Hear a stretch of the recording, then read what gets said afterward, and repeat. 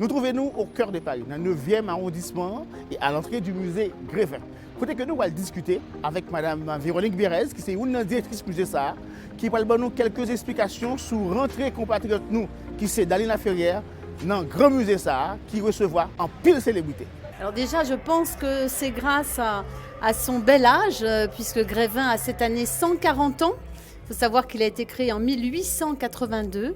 Et puis, c'est un lieu absolument incroyable et unique où on peut totalement, exceptionnellement, être proche des personnes que l'on aime. Parfois que l'on n'aime pas, pourquoi pas. Mais il y a cette seconde d'émotion de se retrouver à côté des personnalités, et bien que l'on n'a pas la chance, bien sûr, de rencontrer dans la vraie vie. Mais c'est vrai que de pouvoir poser à côté, de les voir, c'est un instant qui est unique en dehors du musée Grévin, bien évidemment, pour le tout en chacun. C'est un univers à part entière, derrière le 10 du boulevard Montmartre. Mais en fait, cette idée, elle vient nous n'étions pas nés, puisque c'était en 1882. Elle vient d'un de vos confrères, un journaliste qui s'appelait Arthur Meyer et qui dirigeait un quotidien qui s'appelait Le Gaulois. Et ce monsieur s'est dit, mais après tout, mes lecteurs ne savent pas vraiment à quoi ressemblent ceux et celles qui font la une des journaux.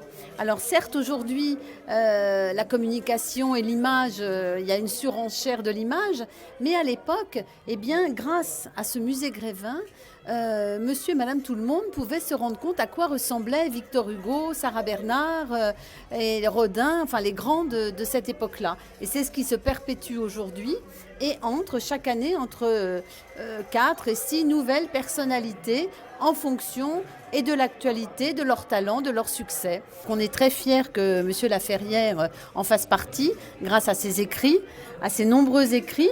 Il faut savoir qu'effectivement, M. Laferrière est haïtien, il est aussi québécois. Et nous avions d'ailleurs, il est entré aussi il y a pas mal d'années maintenant à Grévin de Montréal.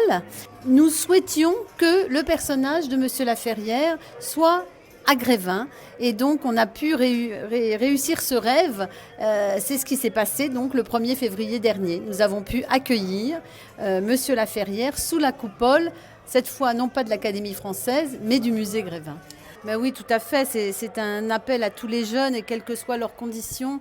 Parfois, effectivement, comme vous le soulevez, très difficile pour beaucoup d'Haïtiens, jeunes et moins jeunes. Et comme quoi, il y a toujours de l'espoir. Et quoi qu'on fasse, si on le veut, il faut toujours espérer, si ce n'est aller dans la lune, mais en tout cas, aller vers les étoiles. Chers téléspectateurs, nous arrivons enfin, guidez-nous dans le musée Grévin, côté que nous sommes découverts en pléiade de célébrités, mais principalement de Dany Laferrière, qui fait rentrer dans le musée Grévin. Édouard Franklin J. Adams, depuis la ville Lumière, pour la Voix de la Mer.